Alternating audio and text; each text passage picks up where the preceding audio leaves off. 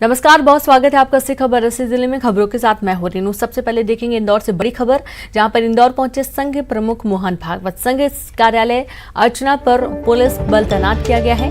भागवत के कार्यक्रम से मीडिया को दूर रखा गया है। 2 दिनों तक इंदौर में रहेंगे मोहन भागवत। समाज के विशिष्ट जनों से मुलाकात करेंगे, संपर्क करेंगे। मोहन भागवत प्रबुद्ध जनों से भी चर्चा करेंगे। शिक्षाविदों से करेंगे मोहन भागवत चर्चा और साथ ही मोहन भागवत युवा उद्यमियों से भी संवाद करेंगे। तो बड़ी खबर आपको दे रहे हैं, इंदौर से संघ प्रमुख मोहन भागवत इंदौर पहुंचे और इस दौरान संघ कार्यालय अर्चना पर पुलिस बल तैनात किया गया है। तमाम पुख्ता इंतजाम कर दिए गए हैं, चाक चौबंद व्यवस्था सुरक्षा के लिहाज से, और कार्यक्रम से मीडिया को दूर रखा गया है। 2 दिनों तक इंदौर में रहेंगे मोहन भागवत और इस दौरान समाज के विशिष्ट जनों से चर्चा करेंगे, संपर्क करेंगे, प्रबुद्ध जनों से भी चर्चा करेंगे। और सीधे रुख करते हैं इंदौर का, संवाददाता अरुण जुड़ गए हैं। अरुण, संघ प्रमुख मोहन भागवत इंदौर पहुंच चुके हैं, हालांकि मीडिया को दूर रखा गया है। फिलहाल अभी का अपडेट।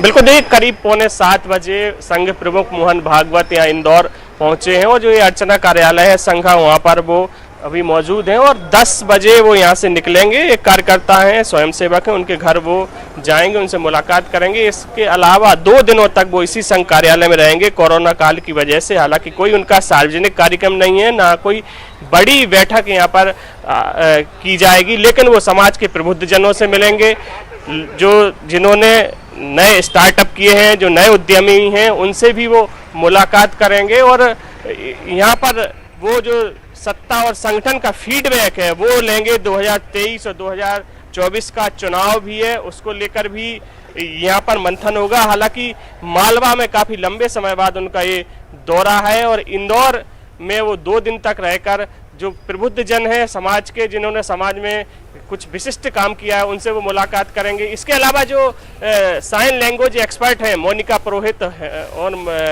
ज्ञानेंद्र पुरोहित, जिन्होंने साइन लैंग्वेज को एक भाषा का दर्जा दिलाने का काम किया है, उस पर उनसे भी उनकी मुलाकात होगी। तो ऐसे जो तमाम विशेष लोग हैं जिन्होंने समाज में विशिष्ट काम किया है, उनसे मिलेंगे, प्रबुद्ध जनों से मिलेंगे, शिक्षाविदों से उनकी मुलाकात होगी। और ऐसा माना जा रहा है कि जब इनसे मिलेंगे तो सरकार का भी फीडबैक लेंगे, सत्ता का भी फीडबैक लेंगे, संगठन का भी फीडबैक लेंगे। किस तरह की सुरक्षा है, डीएसपी उमाकांत चौधरी वो यहाँ पर खुद मौजूद है। ये बताइए, 3 लेयर सुरक्षा व्यवस्था की गई है, क्या क्या यहाँ पे इंतजाम किए गए हैं? जो मोहन भागवत जी हैं उनको Z+ सिक्योरिटी दी गई है, तो उस हिसाब से सारे सुरक्षा के इंतजाम है। रूट पे सुरक्षा व्यवस्था है, कारकेड अमान हमने पूरा लगाया हुआ है। CISF का भी सिक्योरिटी गार्ड है जो उनके आगे पीछे चलते हैं। साथ में जो जहाँ पे वो ठहरे हुए हैं या जहाँ प्रोग्राम है उसके आसपास बिल्डिंग्स पे सारी जगह उनको सुरक्षा दी गई है। और उनके केवल बाहर के 2 प्रोग्राम हैं, एक आज है और एक कल है, तो सुरक्षा के जो माकूल इंतजाम है वो सभी वरिष्ठ अधिकारी। कितने बजे यहाँ से निकलेंगे? अभी 10 बजे के आसपास उनका यहाँ से निकलने का प्रोग्राम है और करीब 1 बजे 1:30 बजे के आसपास वो लौट के आएंगे। देखिए 10 बजे वो इस कार्यालय से यहाँ से रवाना होंगे, जो अपने कार्यकर्ता के यहाँ जाएंगे, और उसके बाद 1:30 बजे वो यहाँ पर वापस लौट कर आएंगे। हालांकि सूत्रों के हवाले से एक खबर भी मिल रही है कि वो उज्जैन में महाकाल के दर्शन करने भी जा सकते हैं। अब मोहन भागवत जब यहाँ पहुंचे हुए हैं तो पूरे मालवा की सियासत है वो गरमाई हुई है। बीजेपी ने मालवा में अब पिछले विधानसभा चुनाव में अच्छा परफॉर्मेंस नहीं किया था, यही वजह है कि अब पूरा जो जोर है वो मालवा पर है। और इस जो इलाका है, हालांकि बीजेपी का गढ़ माना जाता है, लेकिन पिछले विधानसभा चुनाव में यहाँ पर बीजेपी को पटकनी कांग्रेस ने दे दी थी। यही वजह है कि इस क्षेत्र को मजबूत करने की बात की जा रही है। जो संघ के अनुषंगिक संगठन है उनसे भी मोहन भागवत मुलाकात करेंगे और संघ की जो शाखाएं उनके विस्तारीकरण पर भी चर्चा होगी। तो एक तरह से ये 2 दिन का जो दौरा होगा वो बीजेपी और संघ को मजबूत करने के लिए ये दौरा पूरा माना जा रहा है। खोई जमीन को वापस पाने की कोशिश में बीजेपी लगातार है और देखा यह जा रहा है कि बड़े बड़े दिग्गज MP के दौरे पर पहुंच रहे हैं। अरुण, संगठन में बदलाव की भी बातें कही जा रही हैं कि यदि फीडबैक के आधार पर कुछ अच्छा समझ में नहीं आए तो कुछ बड़े बदलाव भी हो सकते हैं।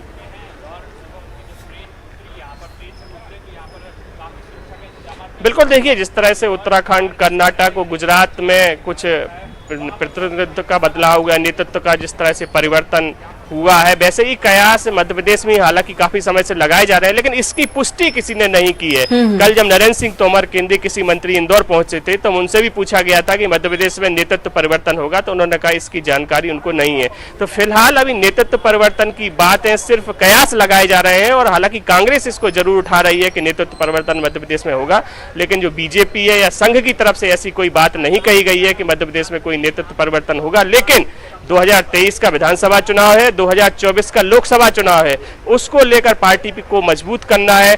जो आम लोग हैं, जो बिल्कुल उनका ग्रास रूट जो है वहां पर उनको पहुंचना है, सत्ता को, संगठन को। आरएसएस जो है वो बिल्कुल बिल्कुल नीचे तक पहुंचती है और लोगों से फीडबैक भी लेती है। और आज मोहन भागवत जी जब यहाँ पहुंचे हुए हैं और जब प्रबुद्ध जनों से मिलेंगे तो जरूर वो सरकार का जो फीडबैक है वो भी लेंगे, कौन से काम है जो यहाँ पर किए जाने की जरूरत है, इस पर भी मंथन करेंगे। साथ ही जो केंद्र और राज्य सरकार की योजना है वो जनता तक पहुंच रही है कि नहीं, इसका फीडबैक भी उनको दिया जाएगा। तो काफी अहम ये दौरा है, 2 दिनों का ये दौरा काफी अहम माना जा रहा है, और यही वजह है कि यहाँ पर काफी सिक्योरिटी भी यहाँ पर की गई है। हालांकि उनको Z+ सिक्योरिटी है, लेकिन अब की बार काफी दूर से मीडिया को भी यहाँ पर रोक दिया गया है।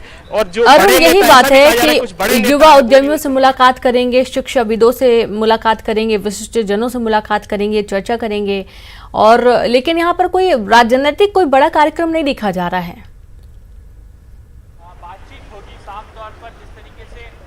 बिल्कुल, देखिए कोरोना काल है इसलिए उनका कोई सार्वजनिक कार्यक्रम नहीं रखा गया, ना ही कोई राजनीतिक बड़ा कोई कार्यक्रम यहाँ पर रखा गया। लेकिन जो सबसे ज्यादा फोकस है वो युवाओं पर उनका फोकस है। यही वजह है कि जो युवा उद्यमी है, जिन्होंने नए स्टार्टअप शुरू किए हैं समाज में, उन्होंने एक दिशा देने का काम किया। उन उद्यमियों से, युवा उद्यमियों से उनकी मुलाकात होगी, उनसे वो चर्चा करेंगे, शिक्षाविदों से वो संवाद करेंगे। हालांकि जो संघ के अनुषंगिक संगठन है उनके जो लोग हैं वो भी उनसे मिलेंगे, लेकिन जो संख्या रहेगी वो 8 से 10 लोगों की संख्या रहेगी जिनसे वो मुलाकात करेंगे। कोई बड़ा जमावड़ा यहाँ पर नहीं होगा, क्योंकि कोरोना गाइडलाइंस का पूरी तरह से यहाँ पर पालन किया जाएगा, क्योंकि अभी कोरोना गया नहीं है, इसलिए इस तरह की एहतियात उनके दौरे को लेकर भी बरती जा रही है। जी बिल्कुल, बहुत शुक्रिया आपका अरुण, तमाम जानकारी विस्तार से देने के लिए। तो दौरे को लेकर एहतियात काफी बढ़ती जा रही है, तमाम सुरक्षा के पुख्ता इंतजाम कर लिए गए हैं, और अब देखा ये जा रहा है कि मुलाकातों का जो सिलसिला है वो भी शुरू होने जा रहा है। अगली खबर का रुख करेंगे। चूंकि मध्य प्रदेश में लगातार दौरे हो रहे हैं, तो ग्वालियर में कल से ज्योतिरादित्य सिंधिया का भी दौरा है, जहां पर वे कल ग्वालियर की सड़कों पर मेगा रोड शो करने वाले हैं। मेगा रोड शो का आयोजन किया गया है। रोड शो के लिए लगा मंत्रियों का जमावड़ा। 8 मंत्रियों ने मोर्चा संभाला। सिंधिया समर्थक विधायक रहेंगे मौजूद। पुरानी छावनी से महाराजबाड़ा तक ये रोड शो होगा। 200 से ज्यादा मंचों से सिंधिया का स्वागत होगा। 1 लाख के करीब कार्यकर्ता इसमें शामिल होंगे।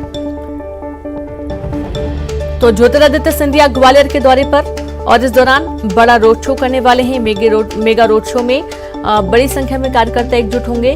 8 मंत्रियों ने मोर्चा संभाला है जो कि सिंधिया समर्थक हैं। 200 से ज्यादा मंचों से सिंधिया का स्वागत होना है। 1 लाख के करीब कार्यकर्ता शामिल होंगे।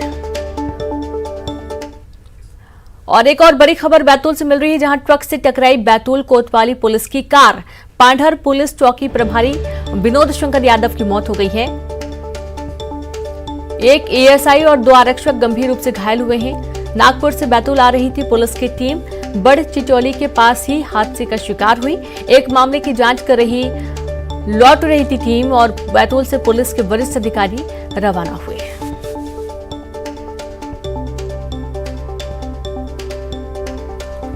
तो बैतूल से बड़ी खबर है, जहां पर ट्रक से टकराई बैतूल कोतवाली पुलिस की कार। पांढर पुलिस चौकी प्रभारी विनोद शंकर यादव की मौत हुई।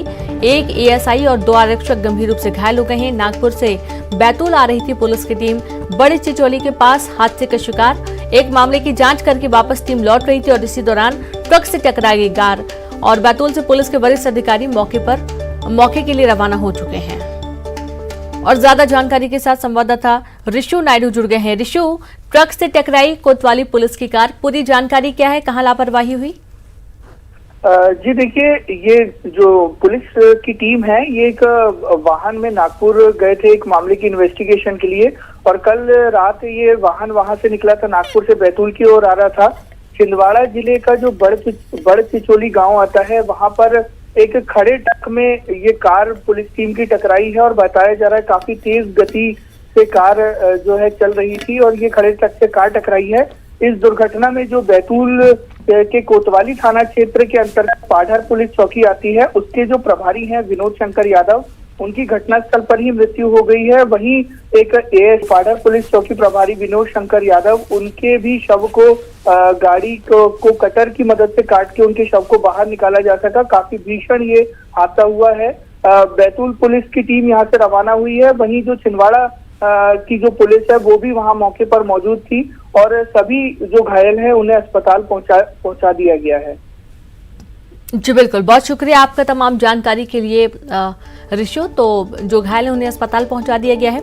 हादसा इतना जबरदस्त था कि कार को काट कर जो प्रभारी हैं विनोद शंकर यादव, उनका शव बाहर निकाला गया और जो घायल है उनको अस्पताल पहुंचाया गया है।